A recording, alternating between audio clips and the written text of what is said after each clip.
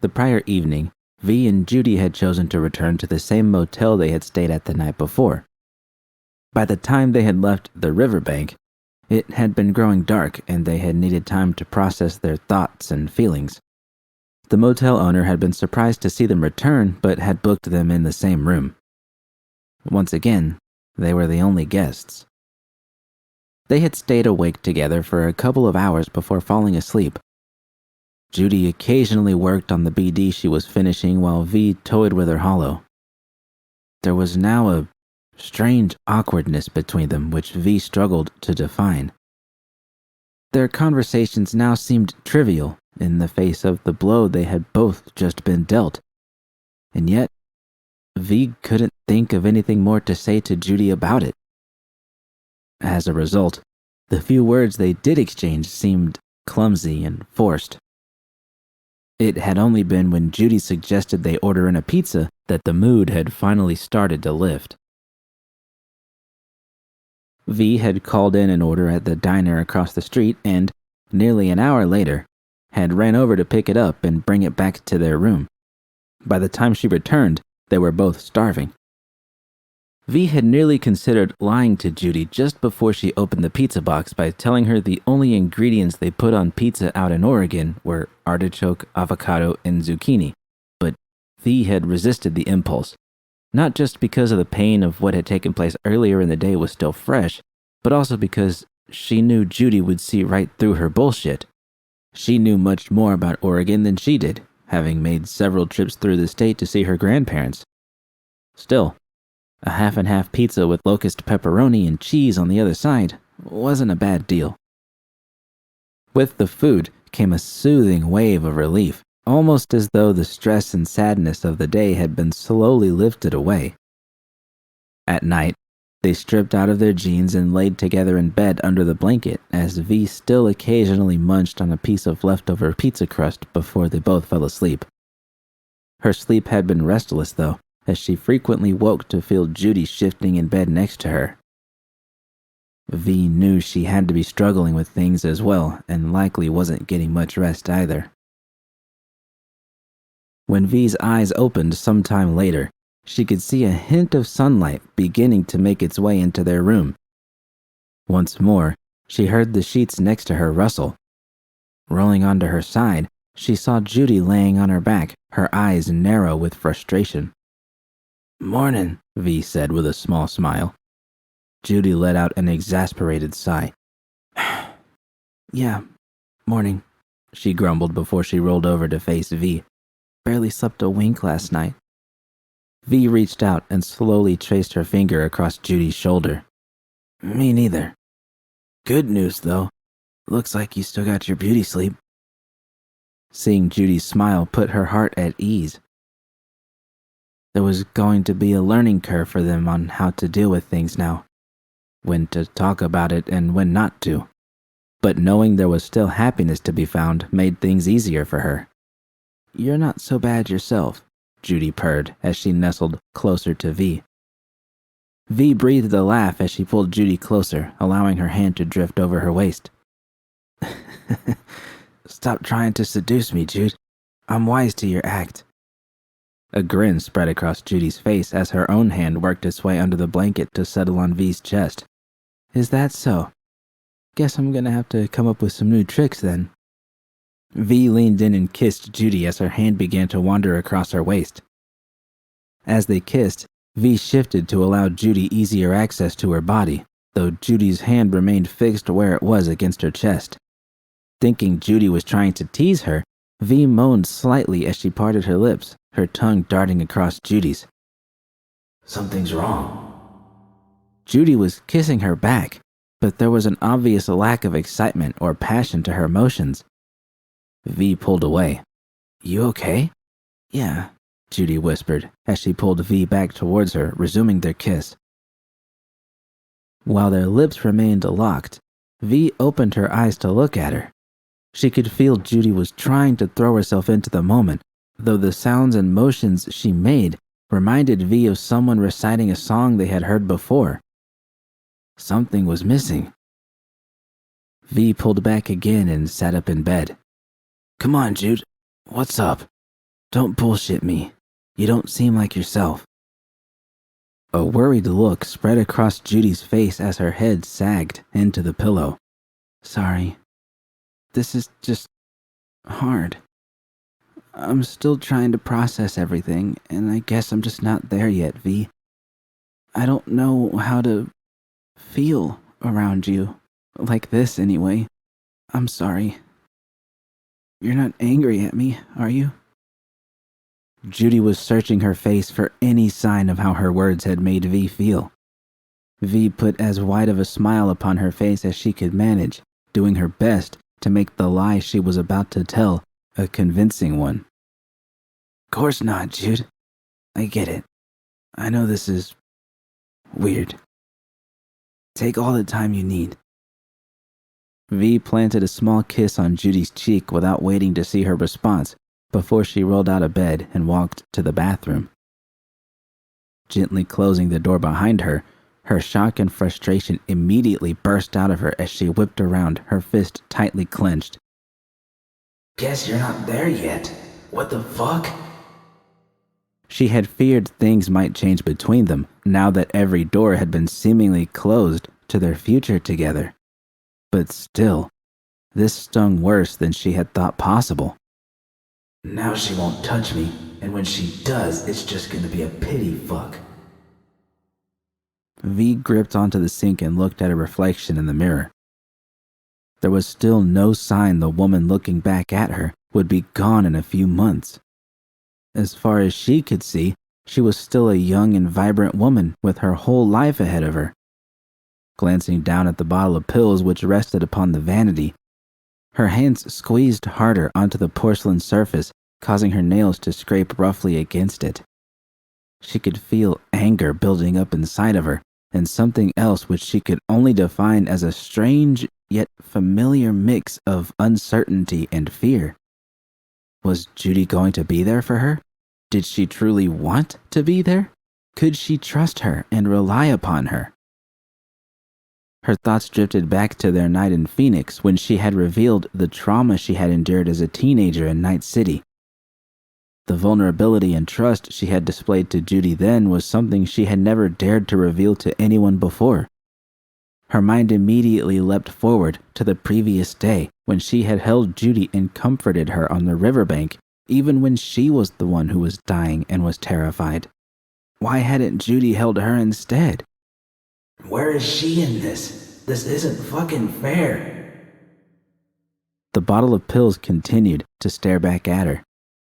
Taking a deep breath, V tried to calm herself as she opened the bottle and spilled one into her hand, quickly swallowing it down with a handful of water. Closing the bottle back up, she suddenly whipped it as hard as she could towards her bag which was lying on the bathroom floor. The cap, which hadn't been fully sealed, flew off as the bottle missed its target and crashed against the wall. Dozens of pills scattered across the bathroom floor. V felt her face burning hot and tears starting to well in her eyes as she dropped to her knees and began to pick them up one by one and throw them back into the bottle. Each pill was a painful reminder of what was happening to her. There was a gentle knock on the door. V? You alright? V cleared her throat. I'm fine. Just dropped something. You need help? The tone of concern in Judy's voice was genuine, which only made matters worse. V once again felt her blood start to boil as she snapped back, I'm fine, Judy. There was a moment of silence before she heard the gentle patter of footsteps walking away. V resumed putting the last of the remaining pills back into the bottle, making sure to sweep thoroughly across the floor for any stragglers which may have escaped. She knew, though, that even if a handful were lost, it wouldn't matter in the end. She had more pills available to her than she had days left. Once the pills were secured, she cleaned herself up and got changed into a clean set of cargo shorts and a tank top. The weather the day before had been warmer than expected, and V hoped it would hold through today as well. Zipping up her bag, she opened the bathroom door and walked out. Judy was sitting on the foot of the bed with her own bag nearby. She glanced up and V felt a ping of regret as she saw the hurt in her eyes. "All yours," V gestured to the bathroom. "Thanks," Judy replied as she stood. "I didn't mean to upset you earlier." "It's fine, Judy." Judy grabbed her bag and meandered past V, no longer looking her in the eye. As V carried her bag towards the door, she heard Judy call out behind her. "You're doing it again. You're lying to me, V." V whipped around and dropped the bag onto the floor in frustration. Was she seriously about to call her out for this? She had lied one fucking time, and only to make her feel better about her own damn insecurities. Before she could shout at her, Judy raised her hand to cut her off. "I get why. I know you're angry at me, V, and I can't blame you for it. It's my own fucking fault. I'm sorry." V paused, weighing her words. She dipped her head for a moment, taking a deep breath before looking back at Judy and speaking in a calmer voice. "It's okay, Jude. Really. Sorry for getting angry and for lying. I know this ain't easy for you." Judy nodded and ventured into the bathroom, closing the door behind her. V sighed in defeat. It felt as if everything which could have gone wrong this morning had done so, and now they were both angry and sorry towards one another. "Going to be another long day." Not long afterwards, Judy emerged and, after a final check on the room, left to join V, who was already waiting for her outside. They had thrown their bags into the car and had checked out once more before finding themselves sitting at the same table they had eaten at the previous morning, waiting for the same breakfast to arrive. As they drank their coffee in silence, V could feel the tension which had been wedged between them. She couldn't stand the feeling any longer and had to find something to say, even if the attempt at casual diversion was obvious. "You call your abuelas?" Judy looked at her. "Yeah. Said they were looking forward to seeing us."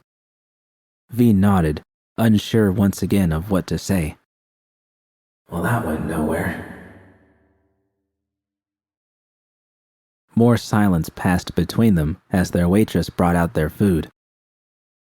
Picking at her breakfast with her fork, V decided to opt for a more direct approach. "So, do we want to talk about this?" Judy glanced up at her as she continued to chew the food in her mouth. After swallowing it down, she put her fork down and sat back in the booth. "Okay. All right. On a scale of 1 to 10, how pissed are you at me right now?" V asked, noticing what she thought was a slight twitch of a smile on Judy's face. "I'll go with a 3, possibly a 4, for now. You?" "Said I wasn't gonna lie, Judy. Again, anyway. Probably around a 6 or a 7. She felt her heart drop as Judy lowered her head slightly. V knew she was overstating how she was feeling after having had some time to cool off, but still, she was determined not to pull her punches on this one. One thing she had learned from Judy was not to keep things bottled in. She'd tried that most of her life, and the results had not been good. She pressed on. "The truth? It hurts that you don't want to touch me. Fucking hurts even more when you do it and your heart's not in it. Like being with a doll." Judy looked up at V. The same look of hurt was in her eyes. "V, hold up. I'm not finished," V interrupted. "I meant what I said back at the room. I get it, Jude. I really do. And I guess, as I'm talking about it out loud instead of in my own fucking head, I'm not really angry about it. Not at you. Just hurts, is all." Judy extended her hand across the table. V took hold of it, enjoying the feeling of their fingers linking together. "I'm still sorry, V. I don't know what this is, why I'm feeling this way. It's not fair to you, or to us." V gave her hand a squeeze. She was grateful they were talking about it. I know. Think we both gotta just think about it for a while. What it means for us. A small smile spread across her lips. Still love you though, you gonk. Judy smiled as her eyes filled with relief. I love you too, V. After they had finished their breakfast, they packed back into the car and set off for Warm Springs.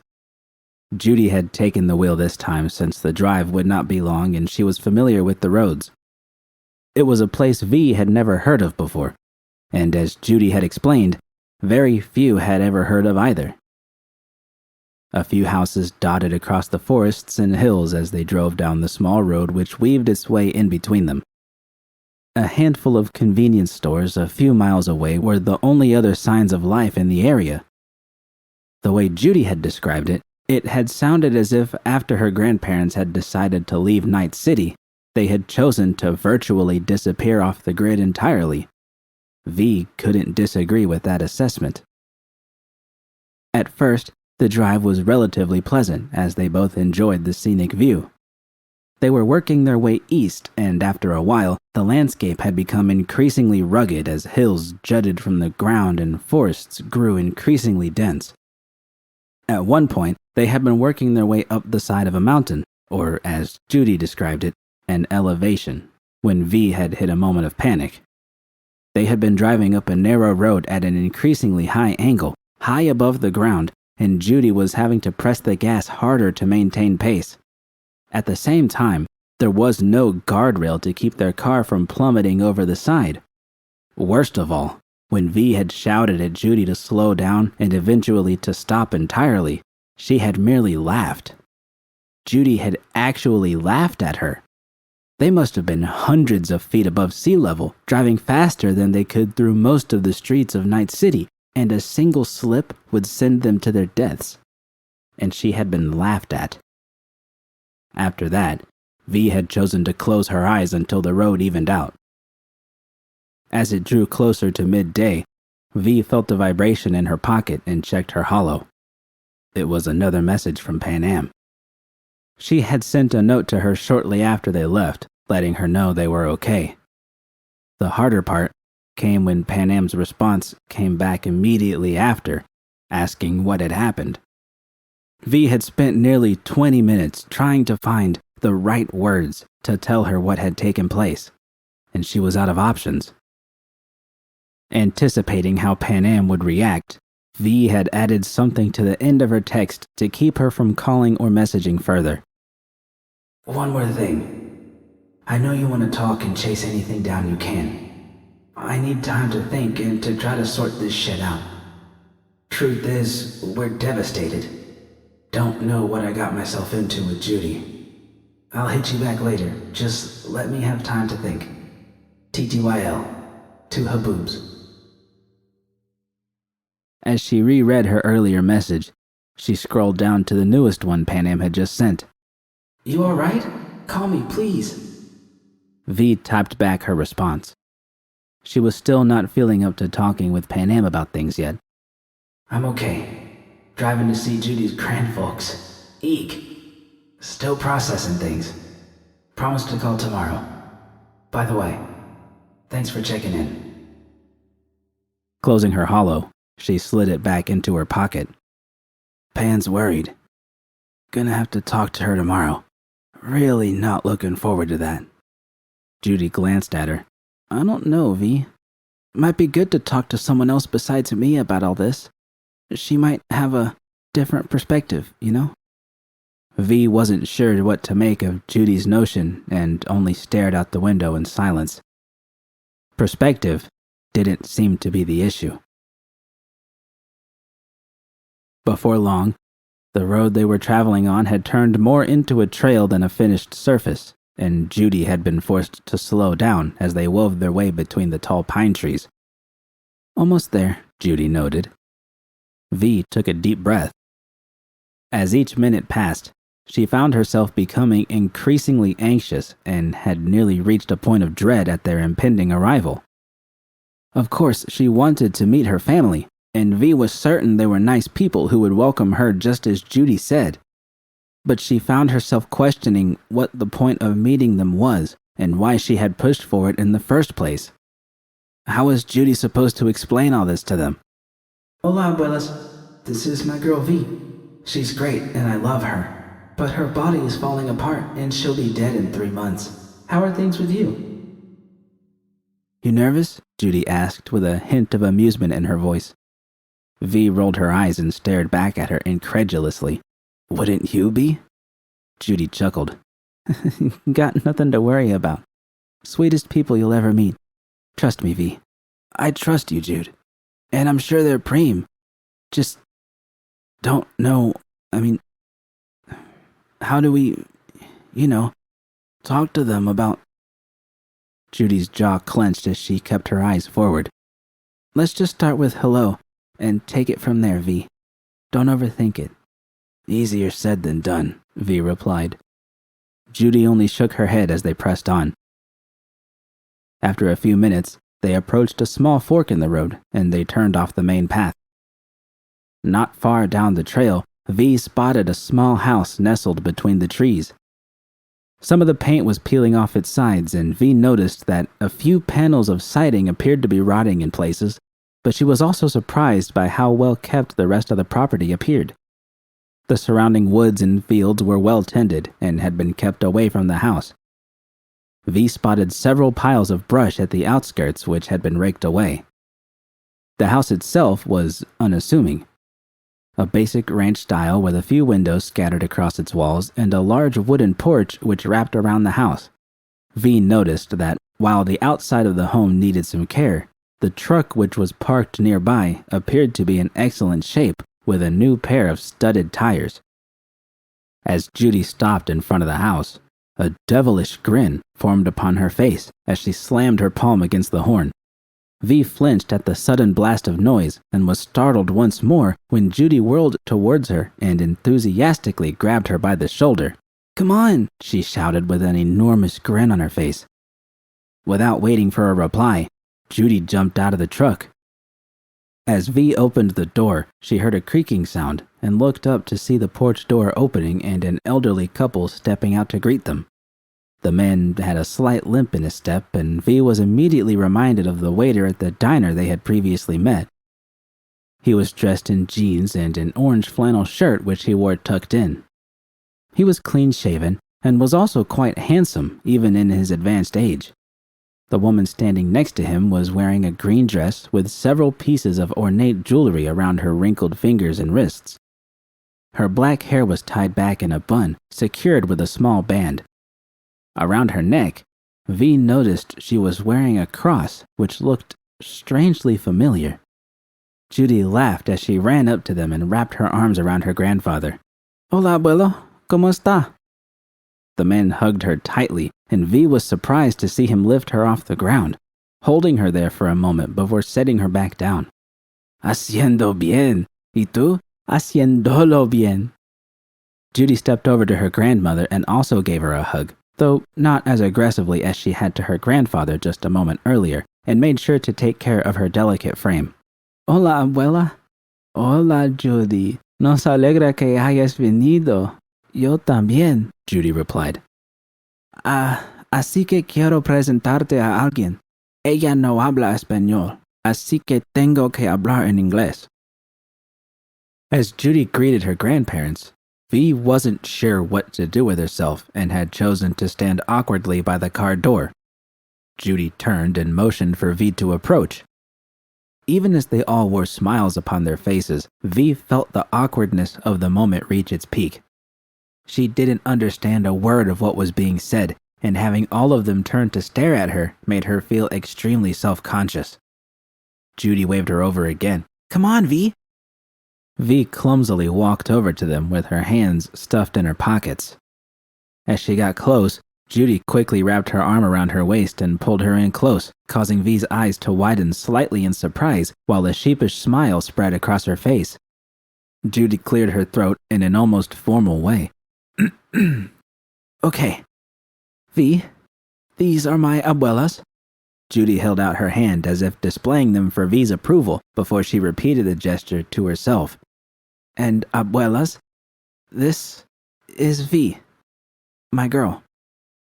My girl. Those words made V's heart race as her face blushed. Finally lifting her hands out of her jacket, she reached an arm around Judy while holding the other out to her grandfather. "Hola." Ignoring her hand, Judy's grandfather raised his arms and rushed in, catching V by surprise as he hugged her tightly and patted her on the back. V awkwardly did the same with her free hand as the smile on her face widened. "Hi, V. I'm Pablo, and this is my wife Esmeralda. So nice to meet you." V then held out her hand to Judy's grandmother and was greeted with the same loving embrace. In an instant, V felt the awkwardness of the situation melt away. Though she had just met them, their warm and outgoing nature had immediately drawn V towards them, and she found herself feeling as though she had already known them for much longer. Pablo waved them in. "Come on inside. Esmeralda threw together some lemonade, and I've got plenty of beers chillin'."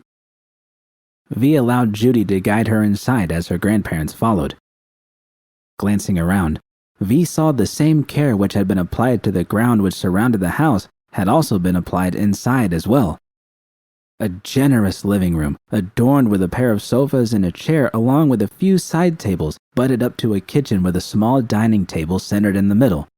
A hallway led out of the living room, most likely leading to the bedrooms and bathroom, V assumed. Judy's grandparents walked past them towards the kitchen with Judy following closely behind. V decided to hang back and have a seat on a couch in the living room so she wouldn't be in the way. "So how are you, Judy?" Pablo asked as he opened the fridge, ignoring the pitcher of lemonade and immediately reaching for a handful of beer bottles. "Been doing all right. You?" "Can't complain. Or rather, could complain, but no one would listen. Damn Biotechnica reps keep coming around, trying to buy us out." "Still?" Judy asked in a bewildered voice. V listened in, even as she tried to distract herself by glancing around the living room. "Yeah, they've been hell-bent on getting all the land around here for years. They'll get it eventually, but not until we're through with it." Pablo handed a bottle to Judy and walked over to V, holding out another, which she graciously accepted. "Fucking corpo leeches." Judy's voice was filled with malice. They're not a problem, Judy. State government won't let them in anywhere without every T crossed and every I dotted. They want their due, too. Sued Bio a few years back for scaring off the Espinosas. They seemed to learn their lesson after that." For the next few hours, the four of them made small talk. As V listened, she couldn't help but study the dynamic between the three of them. Esmeralda remained relatively quiet, content to listen in while Judy and her grandfather bantered back and forth endlessly. One of them would start in a topic, they would get themselves worked up over it, and then when things started to get out of hand, her grandmother would quietly put an end to it. More than once, V had smiled to herself, pleased to finally be getting a true glimpse into just how Judy had grown into the woman she was now. She hadn't been raised to be a peacekeeper, but rather a fighter. "Judy, you come help me with the grill. Gas regulator's been acting up. Hard for me to get at with my leg." Judy glanced at V to make sure she was comfortable being alone with her grandmother before she followed Pablo outside. When the door had shut, V stood and grabbed the empty bottles next to her and tossed them into the nearby trash can. She leaned against the kitchen counter as Esmeralda began to boil a large pot of water. "Anything I can do to help?" V asked. "Been known to mix up a feisty jambalaya once in a while." "No, gracias." V nodded before turning to venture back into the living room. There were all kinds of knickknacks and trinkets scattered throughout their home, lining the shelves and cluttering the countertops. Against the far wall, V noticed a shelf with several picture frames resting upon it. V walked over to the pictures and began to study them. The first was a couple whom V assumed were Judy's grandparents when they had been much younger. Another appeared to be from their wedding. Her eyes wandered over to the next picture, this one of Judy's grandfather, where he didn't appear to be much older than the other photos. He was holding a young girl in his arms who bore a strange resemblance to Judy. Her mother. After looking it over very closely, V's eyes drifted to the next picture. She couldn't suppress the gasp that escaped her. Judy's grandfather, noticeably older, was standing on a porch of a different house with another young girl standing in front of him and his hands resting upon her shoulders. The girl's eyes and enormous grin were unmistakable. Judy! As her eyes moved across the frame, she recognized the house as Judy's old childhood home from Laguna Bend. Studying it closely, she realized they had dived past the exact same spot just a few months earlier when Judy had taken her on their first date. Though the memory depicted in the photo was foreign to her, in a strange way, she suddenly felt more connected to it, to her, as though she had been there all along. "Was our old home," Esmeralda called out from the kitchen in a thick Spanish accent. "Laguna Bend. Nice place." V walked back to the kitchen and took a seat at the dining table. "Judy told me. Actually, she took me out there not long ago." Seeing the strange look in Esmeralda's eyes, V quickly continued, took me diving out there, told me about what happened to the town." "Ah, so you must already know we took her to Night City after they flooded it." V nodded. "I see." For a while, they remained quiet as Esmeralda cooked the rice, occasionally slicing a pepper or tossing spices into the pot. The smell which was filling the room was beginning to make V's stomach grumble. Outside, she heard Judy and Pablo laugh out loud, bringing a smile to her own face. "So, V, two of you are in love, huh?" V's eyes widened. She wasn't sure what Judy had told them when she had called earlier in the morning. Did Judy tell her? Or is she quizzing me? Yeah. Yes, I'm in love with her," V said, wincing at how awkward her own words had sounded. Though her face remained fixed on the pot in front of her, she could make out a small smile on Esmeralda's face. "Good. Glad she found it at last. It wasn't an easy upbringing, particularly as she took after Pablo." V nodded as she began to feel conflicted on just how much to share with her.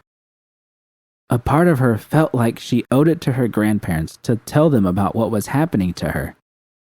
But another part of her was telling her not to, and that it wasn't her place. They were already so old. The last thing she wanted to do was to crush their hopes for Judy. V felt powerless to prevent the swell of self-pity which was forming within her. How many lives will I end up hurting on the way out? V snapped out of her thoughts when Esmeralda spoke once more. "How'd you two meet?" Through her work," V replied, her mind racing as she tried to be honest with her while making sure to steer clear of any sensitive details. "Was hired for a job. Basically, I was a contractor for some people who fixed things back in the city. Needed some help with a BD. Wound up crossing paths with Judy." "Bravo," V thought to herself. She had almost believed it herself. Was she still working in the basement of that terrible bar, Lazzie's? V couldn't suppress a chuckle. "Lizzie's. Yeah, she was working there." Esmeralda shook her head. "So much talent gone to waste on that filth. We kept telling her to find another job, better way to use all that talent she had, but she always had to have her way with things." Looking out the porch door towards where Judy and Pablo were drinking over the grill, the self-pity which had been gnawing away at V slowly continued to grow. She now had a better understanding of why Judy placed so much value on honesty. She had been completely open with her grandparents throughout her life, not keeping secrets from them or feeding them falsehoods about the things which were happening to her. They were a real family, something V found herself wishing she could have had for herself. How different her life might have turned out if she had been loved when growing up by people who truly cared about her. Instead, she had been alone most of her life with no one to confide in and had been betrayed or sold out countless times over by the few people she had shown even the slightest hint of trust in. "You all right over there? You seemed lost for a moment." "Sorry," V replied. "Just admiring how the three of you are. I wish I would have had that growing up. Would have saved me loads of trouble." Esmeralda turned the heat off the stove as she gave the pot a few final stirs. Wiping her hands on a nearby dishcloth, she turned to face V. "See, but you seem to have turned out all right all the same. As much of a spitfire as she is, Dios help us. Judy's always been a good judge of people. And V, if you're family to her, then you're family to us too, all right?" V stared back at Esmeralda with her mouth open as she struggled to find the right words. Her eyes were beginning to sting, and her lower lip briefly quivered before she forced it into a smile. "Gracias, Esmeralda. It means a lot. Really." Esmeralda smiled back before shouting in a surprisingly loud voice, "Pablo, darse prisa. I can tell these two are starving." V heard some commotion outside before the door opened and Pablo and Judy walked in carrying both a plate full of cooked steaks as well as several of the empty beer bottles. Judy's face appeared serene, as though she were lost in a truly great BD. They sat together at the table, and V had very nearly begun to shove a mouthful of food into her mouth when she felt Judy give her a sharp nudge under the table. Looking up, she saw Esmeralda seated across from her, holding hands with Judy and Pablo, who were seated on either side of her. Both were holding out their hands to V expectantly. Clearing her throat, she quickly put down her fork and took their hands into her own. The softness of Judy's hand contrasted with the roughness of Pablo's. A moment later, they bowed their heads. V did the same. Esmeralda spoke. "Padre Celestial, te damos gracias por esta comida y por esta compañía. Te pedimos que bendigas esta comida y nos cuides. Amen." As they released one another, V glanced over to Judy, who was looking back at her. V silently mouthed, "Thank you," prompting a small smile from Judy. Together they ate in silence as their hunger got the best of them. Occasionally, one of them would speak or make some idle conversation, though it was largely the sounds of clanking tableware which permeated the room. Soon after they had filled themselves, Esmeralda and Judy began to clean the table. V stood to help when Pablo patted her on the shoulder. "They've got this. Let's you and I grab a few cold ones, shall we?" V smiled and nodded, following Pablo as he opened the fridge and grabbed a pair of bottles. She liked the way he thought. The cool air hit V's skin as Pablo led her outside. The night was clear and full of stars. A thin fog had begun to form upon the fields around the house, and though the moon was only a sliver, it still managed to cast a faint glow against the surrounding forest. V stopped and listened in wonder to the sounds of the wind rustling through the trees and the distant chirping of insects.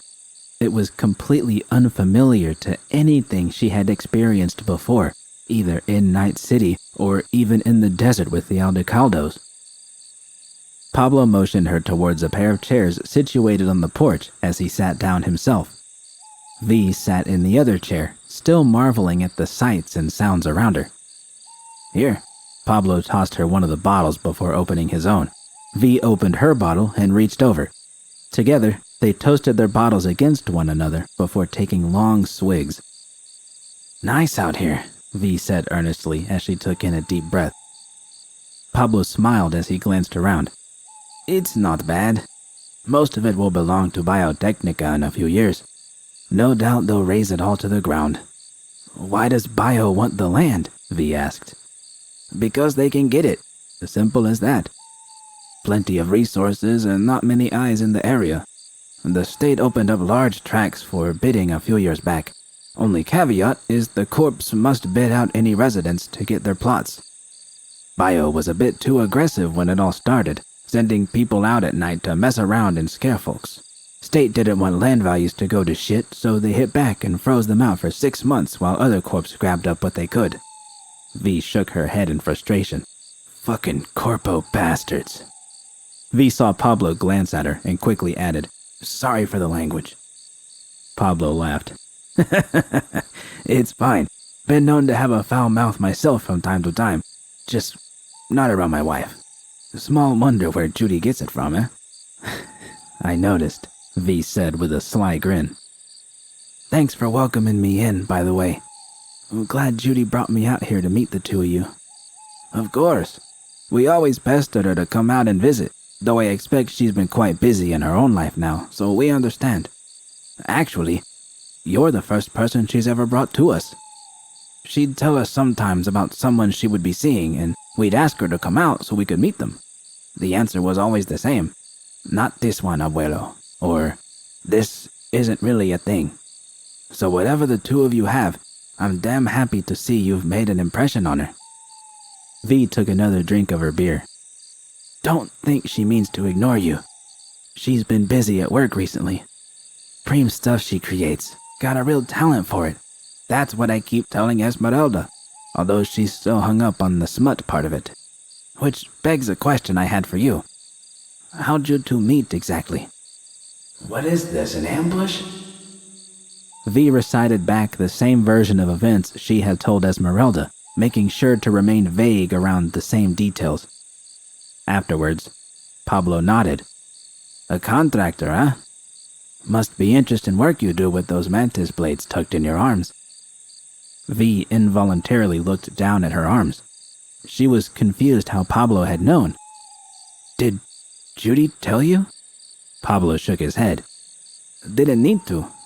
We spent our fair share of time in Night City. I'm sure you know better than I do. You gotta learn pretty quickly to see who's chromed up and who isn't. Your Ripper must be an expert. Can hardly see the seams." V looked back down at her arms. The blades within them had been the first pieces of cyberware she had bought and installed after her parents had left her. It had taken a few years of running dirty jobs to scrounge up enough eddies. Fortunately, through her work, she had met Victor back in Night City, who, aside from being a skilled Ripper, had also turned out to be a good friend as well. One of her few friends, in fact. Once the blades had been set, V had felt much more secure as she walked the city streets, knowing she would never truly be defenseless again. Now, though, she realized they were likely to never be needed again. "Yeah," V began, unsure of how to explain herself. I guess you could say the work I was contracted to do was rather dangerous. It's okay, V. You didn't leave much to the imagination earlier. It just means you're not a good liar, which is a good thing. Did some work for fixers then, huh? Anyone I might know?" V shrugged, deciding to drop the pretense.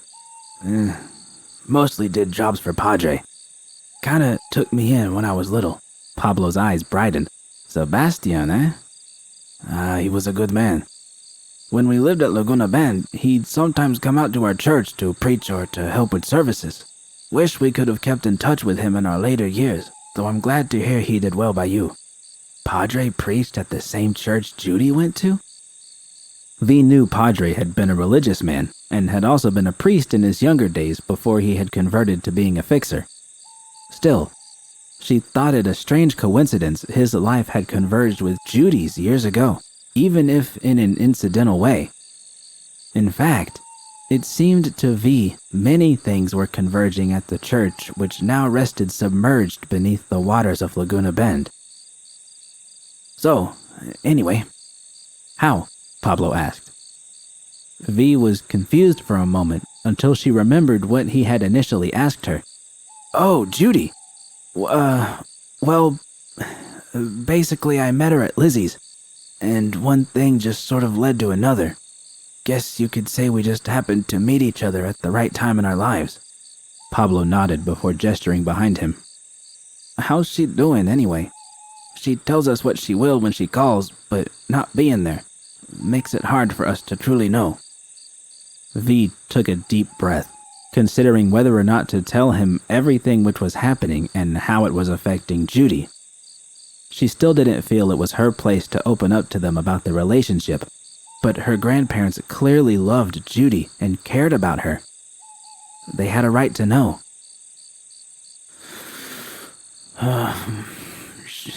She's doing okay. I think the last 6 months have been a really hard time for her. She's lost her friends, her home. But she's gained you, huh?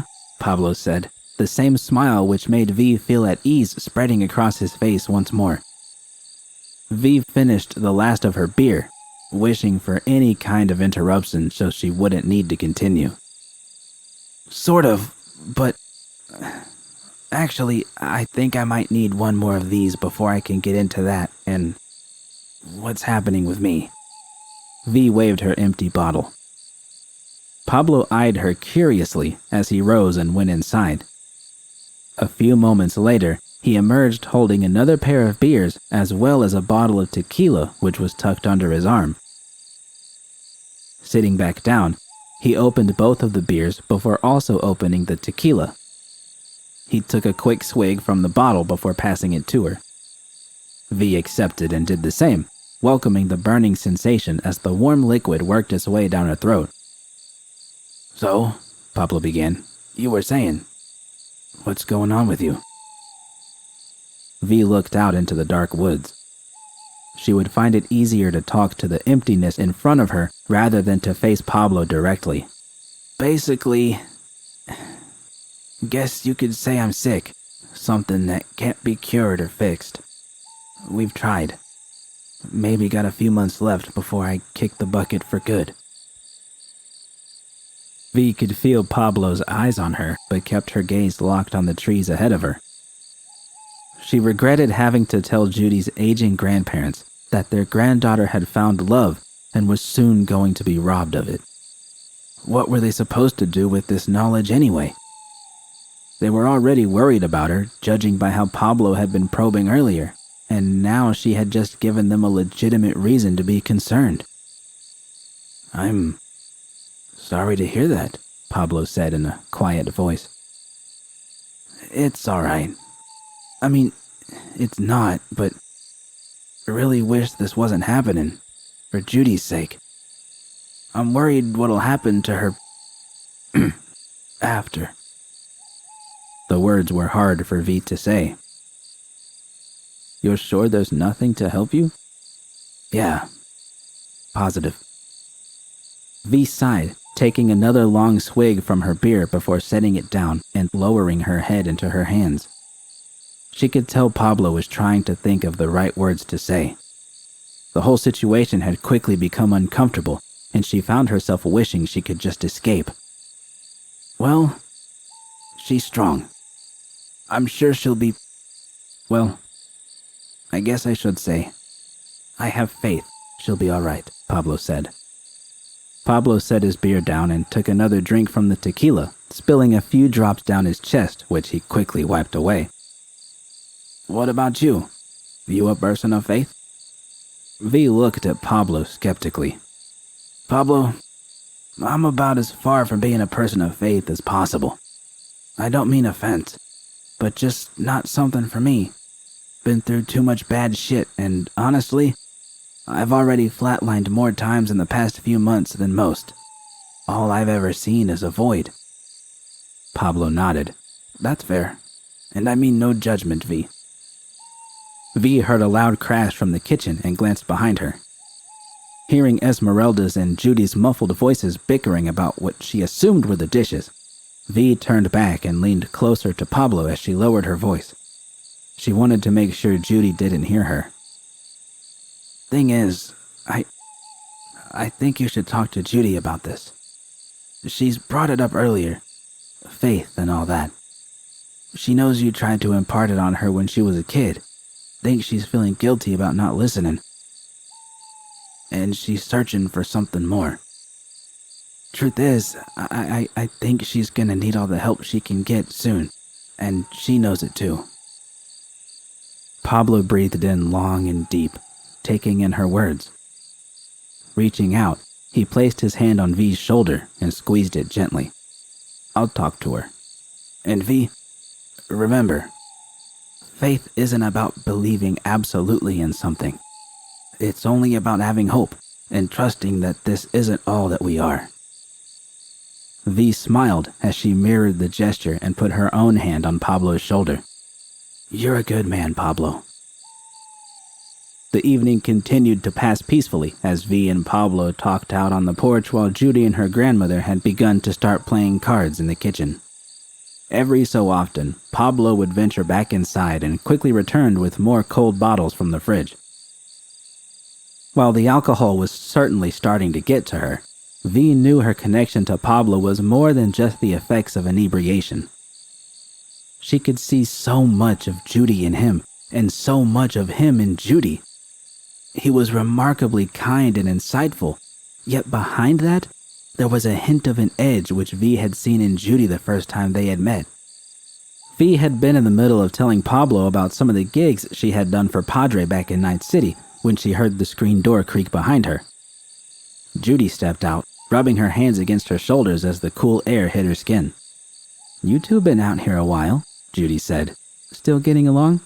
V smiled and threw her arm around her grandfather's shoulders, pulling the old man in close and nearly knocking the bottle of tequila from his hand. "We're best chooms now."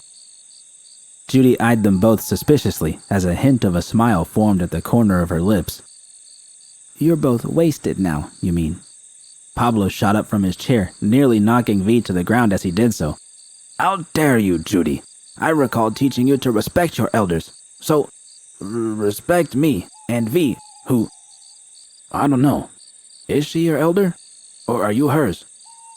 V was on the verge of tears as she fought to contain her laughter, lowering her head to hide her face from them. I think it might be time for you to call it a night, abuelo." Before anyone else could respond, a loud voice yelled out to them from inside the house. "Pablo, uno más y luego te vas a la cama." As V had noticed earlier, Esmeralda had laid down the law once more. Pablo threw his hands in the air in frustration. Fine. Uno más. Judy, you join us for one, huh?" Seeing Judy hesitate, V quickly stood and threw her arm back around Pablo. "Come on, Judy. Don't make me tell your abuelo here what Judy rhymes with," V teased. At that moment, V wished more than anything she could have taken a picture of Judy's face. A wild mixture of shock, apprehension, anger, and... was that amusement? Judy didn't say a word. Instead, she only raised a finger in the air and spun around, heading back to the kitchen. A moment later, she reappeared with a handful of beers and stepped out onto the porch with them.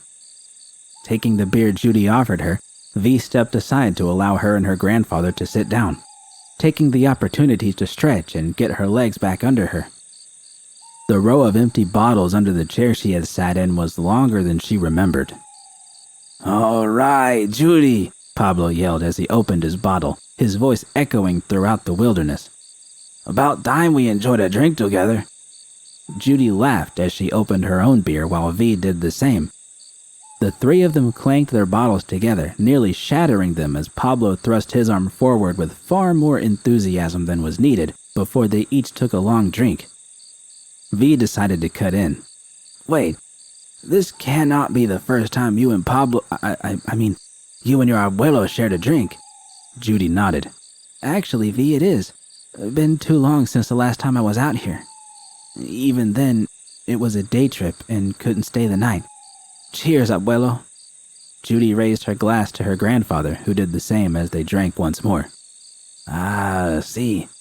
Your chica here is a real catch. A good one, Judy. I want you to know that, okay?" V felt fingers weave between her own. Looking down, she saw Judy gazing up at her with a sparkle in her eye. "I know, abuelo," Judy said, keeping her eyes locked on V's. The three of them continued to enjoy the night, Judy managing to discreetly make another trip inside to grab yet another round of beers for them to enjoy without her grandmother noticing. When those had been emptied, they had then begun to pass the bottle of tequila amongst themselves. V felt her head swimming, already well aware the next morning was not going to be pleasant. Still, on this night, she felt more alive than she had in weeks, and perhaps most importantly, she felt normal. This is what life was supposed to be about, and she didn't want it to end. Finally, the hour had reached well past midnight when Pablo finished the last drop from the bottle of tequila, which had been nearly full just a few hours earlier. The bottle slipped from his hand, and he made little effort to pick it up. The sound of the bottle hitting the porch seemed to raise the alarm from inside the house. Pablo, mete tu trasero dentro ahora mismo. V wasn't sure what Esmeralda had said, but seeing Judy glance away with raised eyes told her all she needed to know. "Good night, abuelo," Judy said. Pablo rose shakily to his feet, causing V to nearly rise from her chair when he appeared certain to stumble over, but he managed to hold his ground as he steadied himself. All right. Your abuela not happy with me. Good night, Judy. Her grandfather leaned in, and although V was certain his breath must have reeked of tequila, he still managed to plant a gentle kiss upon Judy's forehead. Seeing Judy close her eyes as his lips pressed against her skin, V felt a small lump in her throat. It was such a simple act, and yet it spoke volumes more about the love between them than any words ever could. Standing straight once more, he turned his gaze to V. And V, I'm glad you're here. Glad you're with my Judy. Oh, I forgot to tell you the story about Judy's first girlfriend. You see, Judy quickly cut him off as she stood and guided her grandfather away from the chair he had been trying to sit back down in. "And that's enough. Good night, abuelo. See you in the morning." Ah, was all he managed to say as he stumbled inside, bumping against the doorframe as Esmeralda took hold of him and guided him to their bedroom with a stern look on her face. V chuckled to herself as she moved over to the now vacant chair and sat down across from Judy. Gazing at the surrounding wildlife, she could tell Judy was eyeing her, though it did nothing to remove the smile from her face. She turned to meet Judy's stare. "He's great, Judy. I mean, you were right. Sweetest folks imaginable." Judy smiled back, glancing behind her through the screen door before looking back at V. "Yeah, they are. So, how wasted are you?" V's smile widened, turning into a grin. "We back to scales again?" Judy raised her brow. "If so, you're probably around a 20 on a scale that only goes to 10, V. So, like I said, you're wasted." V leaned forward slightly. yeah, you're probably right, Judy. But not so wasted that I'm not here, you know? I'm still present, enjoying all this. More like I'm just pleasantly wasted. And I'll tell you what, I'm feeling like a 49 right now." Judy leaned forward and brought her face closer to V. "Only a 49? Not a 50? How do we change that?" V purred in the back of her throat as she rested her hands onto Judy's thighs and edged her face closer to Judy's. "I can think of a couple things." Judy shook her head and laughed. I am not carrying your drunk ass to bed." V feigned shock, placing her hand over her heart. "How could you, Jude? I am not drunk. Said so yourself. I'm wasted, remember? Besides, no chance you could lift my frame up. I'm stacked." V giggled as she leaned in closer to Judy so that their faces were only inches apart. The dim glow from the moon served to accentuate her beauty. V allowed her hands to begin to rub Judy's thighs, gently squeezing as she did so. Suddenly, their conversation from earlier in the morning popped into V's mind. The doubts Judy had expressed earlier. V quickly caught herself and stopped. V tore her hands off of Judy and leaned back in her chair, still smiling softly at Judy. "Sorry, forgot. This is hard for you still. Didn't mean to, my bad." Judy stared back at her, and for a moment, V was unsure if she had heard her. There was something in her face which V couldn't place, a glimmer in her eye, as though she had resolved herself to something. Suddenly, Judy stood up and casted a quick glance down at V before she turned and walked back inside, leaving V alone on the porch. V felt her heart sink as she watched Judy leave. Why the fuck did you say that? Why do you fuck up everything? V sighed as she lowered her head into her hands. She hated herself and wished she could have taken back what she had just said. She had thought Judy had been there with her, present in the moment and receptive to her affections. And then she had gone and opened her big mouth by shoving Judy's concerns and doubts back at her in a moment of drunken stupor. As she was about to stand, she heard the door creak open once more. V glanced up to see Judy walk back out carrying a pillow under her arm and a pair of blankets draped over her shoulder. Judy lifted her arm, allowing the pillow to drop onto the porch. She then draped one of the blankets over the floorboards, creating a soft space on the wooden floor of the porch before she tossed the other one onto the empty chair she had sat in a moment earlier. V watched, unsure of what it was that she was doing. When Judy was done straightening the blanket upon the ground, she stepped closer to V. Once again, she was staring back at her with a strange intensity. V was still unsure of what it was that Judy was doing. Had she put together a makeshift bed for V to sleep in away from her? Was she that angry at her? Judy then held her hand out to V. Come here.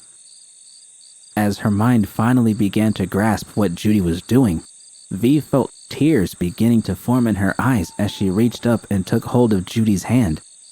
Allowing herself to be pulled out of the chair, V felt her heart beginning to race as Judy gently pulled her in close, their faces now just inches apart. Judy let go of her hand and cupped her face. The sudden sensation of Judy's warm hands against the coldness of her cheeks was striking. Judy's eyes were studying her face, and V could only stare back as she found herself at a complete loss for words.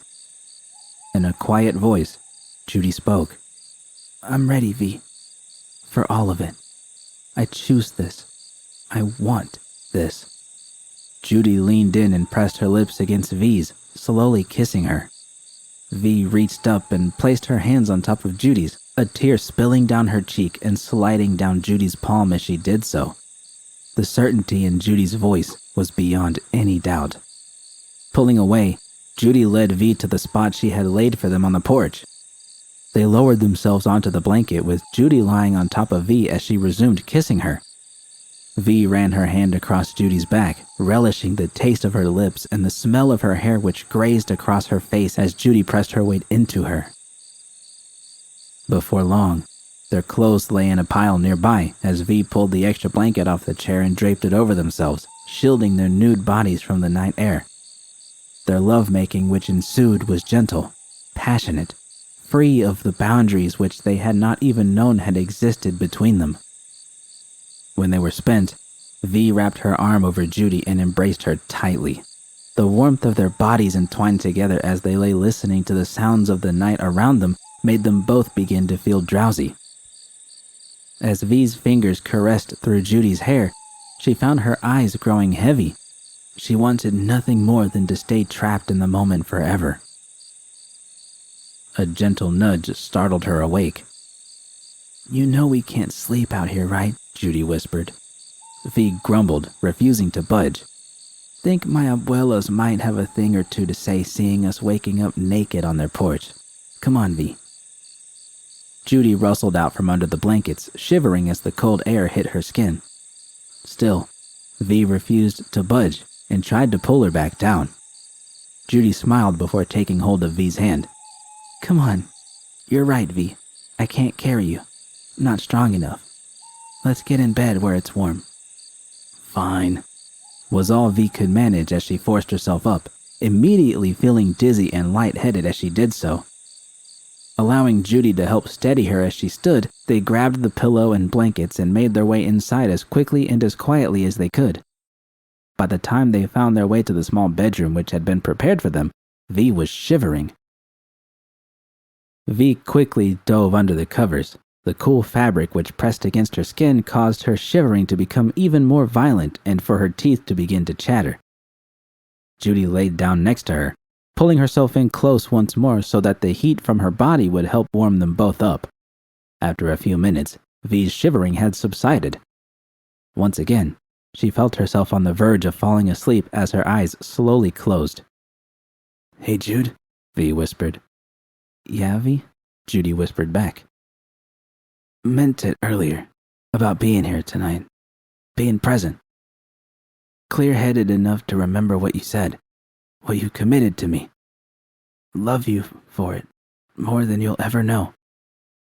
The last thing V remembered before she drifted asleep was feeling Judy's lips pressing against her forehead, eliciting a small whimper of pleasure at the last sensation. A dull throbbing in her skull and an unpleasant wave of nausea greeted V the next morning. Though the hangover certainly wasn't the worst she had ever experienced, as was often the case, she immediately found herself wishing she would have cut herself off sooner. After V and Judy had gotten themselves cleaned up, they had handed all of their dirty clothes which they had accumulated on their trip to Esmeralda at her own insistence so they could be washed. After a hearty breakfast consisting of toast and powdered eggs which V had struggled to keep down, Judy's grandparents had announced they were going to head into town to get a few things and would return in a few hours. The pair stood together on the porch as their truck drove off. Once it was out of sight, Judy spoke. "Gonna be inside for a while. Wanna finish up this BD for you." With a wink of her eye, Judy turned and went back inside. V once again took notice of the odd silence around her. As she glanced around, she decided the best thing to get herself feeling better was to go for a long walk. Setting off down the same dirt path they had taken upon their arrival, V ventured out. She was still struck by the stark contrast between the dense forests which surrounded her and the concrete structures she had grown up around. Hearing a chirp above her, V looked up in amazement as she saw a small bird fly overhead. As fucked up as the world had seemed in Night City, it filled V with relief to see there were still places where people lived their lives the way normal people were supposed to, and life was free. As she strolled down the path and took in the sights around her, her hands had slowly found their way into her jacket pockets. After fiddling with her hollow for a while, she stopped. She judged she had walked maybe a couple of miles. She had to call Pan Am. As she glanced at her screen, she saw another series of messages from her asking how she was doing. With a deep sigh, V brought up Pan Am's number and called. Before the second ring, there was an answer. "V? There you are. Christ. Are you okay?" "Hey, Pan. I'm doing alright, I guess. Sorry I didn't call earlier. Just had to process some things. Listen, V, we're not giving up. I talked to Matt, and he's gonna get me some more names we can Pan, stop!" V shouted. There was silence on the other end as V struggled with how to explain what she was feeling. "Please, Pan, just stop," V pleaded. "I can't keep going from one false hope to another, hoping to find some silver bullet for this. That's no reason to give up, V." Pan Am's voice was stern, and V could see the frustration in her face. "I'm gonna tell you the same thing I told Judy. I'm not giving up. I'm gonna fight for every day I have left. My way, Pan. My way. I want my life, what's left of it anyway, to mean something. I feel like I've got something here with Judy I gotta see through. I think she wants the same.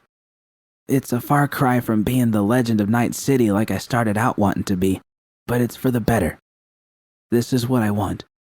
Please don't take that away from me." More silence filled the air around her. V turned and began to walk back to the house as she gave Pan Am the time she needed. "V, I can't stop on this one. If this is what you've got to do, then all right. But I'm going to keep looking because I have to. And if I find something... Pan Am trailed off, no longer able to meet V's gaze. Thanks, Pan, was all V could manage. You're coming back, right? V nodded. Definitely, Pan. Judy and I, we gotta figure out what our next move is. I owe her, Pan. She'd never agree, but I owe her big time. So, think we'll probably stay here a while longer before we hit the road. Would guess we'll probably be back tomorrow. Okay. Hey, V? Yeah, Pan? Pan Am looked to be searching for something to say. The frustration which had been on her face earlier had been replaced with a look V could only describe as sadness. Nothing. Travel safe. See ya, Pan. V closed her holo, ending the call. As expected, their discussion had not been easy. As she slowly walked along the path between the trees, V took in a deep breath of fresh air and enjoyed the feeling as it soothed its way into her lungs. Just then, a thought occurred to her which brought a smile to her face. Opening her holo, she began to search the net. An hour or so later, V arrived back at Judy's grandparents'. The truck was still gone, and V made sure not to slam the door on the way inside so she wouldn't disturb Judy. She had a tendency to get lost in her work, and V doubted she would have heard her anyways even if she had been loud. She was happy Judy still had an escape available to her, an outlet she could reach out to which was all hers. She was surprised when she heard Judy call out to her from the bedroom. V? That you? Yeah. Come back here. Got something for you, Judy said playfully. V couldn't suppress a smile as she took off her shoes and threw her coat down by the door and ventured towards the same bedroom they had slept in the night before. As she neared the doorway, V slowed herself. So, should I take my shirt off now or later? Definitely later, V. Get in here. After pushing away the small twinge of disappointment she felt, V turned the corner and stepped inside. She hadn't been able to see the room around her the night before when she and Judy had fallen asleep in the dark, and the room itself didn't have any windows, so the darkness had remained when they had awoken in the morning. Now, however, there was enough ambient light throughout the house for V to take in her surroundings. The bare walls were painted a dark blue color and were heavily marked throughout with scratches and small dents in the drywall. V could make out spots where posters or pictures had been framed at some point and then taken down. There was a small wood dresser near the far corner with a lamp resting upon it, and the bed itself was covered in a blue and green bedspread which had been freshly made up. What caught V's eye, though, was a small but noticeable mark which had been carved into the wood on the top shelf of the dresser. J. Judy was sitting cross-legged on top of the bed, her BD wreath laying next to her. She had an excited glimmer in her eyes. And was nervously biting her bottom lip. Was this your room? Thought you never lived here, V asked. Judy looked around. It was kind of a place I sort of crashed at when they first moved here. Guess you could have called it my home away from home. V nodded. Kind of a place you sort of crashed at. Okay then, that's not ambiguous. Enough. Lay down here. Judy gestured to the bed. V raised her eyebrows and did as Judy instructed, laying down on the bed next to her. Okay, Judy began, shifting slightly so she could face V. I've been working on this for a while, as you already know, and it's done. Oh, all right, Judy. Don't be a mushy gonk here. So, yeah, I guess just put this on and give it a whirl. It's for you, and you only. V took the wreath from Judy as she offered it to her, eyeing her suspiciously. Judy? Trust me, V. Just watch it. V gave Judy's hand a brief squeeze before sliding the wreath over her head. Before long, the familiar strobing took hold of her senses as she felt herself dive into the brain dance. In an instant, V was thrust back into the waters of Laguna Bend. She could feel the wetsuit pressing tightly against her skin and the coolness of the water surrounding her. Feeling her sense of gravity becoming distorted, her body felt as though she were floating. The faint smell of plastic from the diving mask which covered her face struck her nose. All around her, V could hear a very faint, muffled roar from the water which enveloped her. But what immediately stood out to V was what she saw. Judy was floating in front of her, the submerged ruins of Laguna Bend resting silently behind her. V immediately remembered this moment. During their dive, Judy had synced their recording feeds in a way where they could feel each other's sensations and, as they had learned, even hear each other's memories and thoughts which had sprung to the surface of their consciousness. Throughout their dive, they had both known how they had felt for one another, even then. There had been a connection between them, undefined and unexplored, but it was there all the same. The mixture of fear and excitement had been powerful, and they had both felt it. But what V was feeling now was entirely different than what she had experienced then. Gone were the random thoughts which had appeared in the back of her mind, the anxiety she had felt about what the biochip was doing to her, and the fear she had felt of knowing her solutions were narrowing. All of it was gone, and all which remained was what she had felt for Judy, her excitement, attraction, arousal, even the earliest beginnings of what she now knew was love, heightened far beyond what she had been aware of back then. As she felt her body moving through the water, she was aware she was no longer just hearing echoes of Judy's thoughts and memories, but was simultaneously feeling everything which Judy had felt then as well. It was nearly overwhelming, not just the sensation of her own emotions mixed with Judy's, but the sheer force behind those feelings and the way they remained distinct even while perfectly synced. And as they approached the submerged church Judy had played in as a child, something new entered the experience. Hope. As she saw Judy turn to glance at her, the connection between them was so much more powerful than it had felt before. Or was it simply that their connection was no longer being interfered with by the fears they had both harbored back then? V felt herself lost and unsure of what was happening and what she was feeling, but was still drawn to the intensity of their passion by an unmistakable force as she surrendered herself to the experience. The colors, sounds, sensations, all of it clarified and enhanced to a point where V couldn't tell where sight blended into sound, where sound mixed into touch, and where touch melted into love. Even the sound of Judy's voice as she spoke about a childhood memory of hers pierced directly into her heart. What I really wanted was for her to notice me. As she entered the small hole in the top of the church with Judy closely behind her, gone was the dread she had since associated with the memory due to the biochip malfunction which had nearly killed her at that time. Instead, she felt only a sense of returning home. Slowly and gently, the experience began to pull away as everything dimmed and she felt the weight of her body returning. Her breath caught in her throat as V pried the wreath off her head, her palms becoming wet as they brushed against the tears which had been rolling down her cheeks during the experience. As she tried to catch her breath, she looked up at Judy, who was still sitting next to her, silently observing. V tried to speak, to find any words to express herself with, and was coming up empty. It had been the single, most profound and intense experience of her life. All their feelings having been combined and strengthened.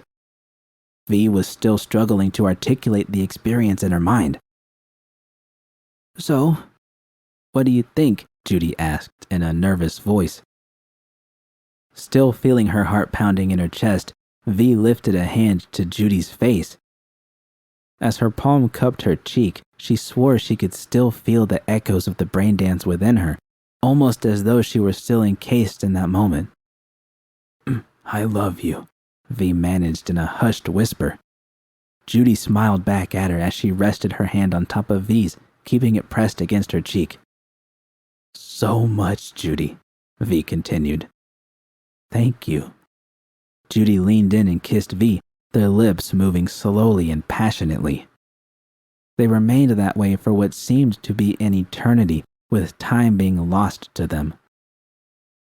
At the sound of the truck pulling up to the house, Judy finally pulled away, even as V tried to keep her close. Glad you like it. It's not exactly like a raw brain dance. More like I wanted you to have that moment, not just cleaned up to relive it without all the bullshit, but also layered in with what I felt also. What we felt. V licked away the dryness on her lips, still trying to fully center herself. I can't. Right now. No words. Thank you, Judy. Judy leaned down once more and gave V a quick peck on the forehead before sitting back up and climbing off the bed. V blinked, still getting the last of her senses back as she sat up. Just as Judy was about to leave, V grabbed her by the wrist. Wait. I saw the church back at Laguna Bend. You need to talk to your abuelo, Judy. It's important. Judy stared back at her, her mouth parted slightly as though she were unsure of what to say. V knew she was catching Judy off guard with the comment, but with the memory of the church still fresh in her mind, she needed to make sure Judy talked with her grandfather while they were still here. Finally, Judy managed a small nod of her head and walked out of the bedroom to greet her grandparents and to help take some of the bags they were carrying in out of their hands while helping to put things away. Meanwhile, V sat on the edge of the bed. She had experienced brain dances before and knew they could be exaggerated or intensified with an experienced editor such as Judy, but nothing like what she had experienced just now, and V suspected that anyone had ever experienced before. This was something wholly new, and it had been made just for her. V placed her hand upon her heart, feeling the now steady rhythm of her pulse. Closing her eyes, she lifted her head and laughed out loud in pure bliss.